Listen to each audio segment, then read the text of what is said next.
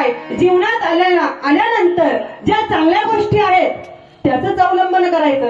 ज्याच्याकडनं आपलं पाप होत आहे, माणसाकडे पाप अनेक प्रकारचे, काही वाचिक मानसिक अनेक प्रकारे पाप होतं, परंतु हे पाप घडत असताना आपल्यालाच कधी कधी त्याची जाणीव होत नाही. म्हणून याची जाणीव जरी होत नसेल तर याच्यातून उतराई व्हायचं असेल तर त्या पांडुरंग परमात्म्याची नामस्मरण करायचं आणि आपल्या आई वडिलांची सेवा करायची.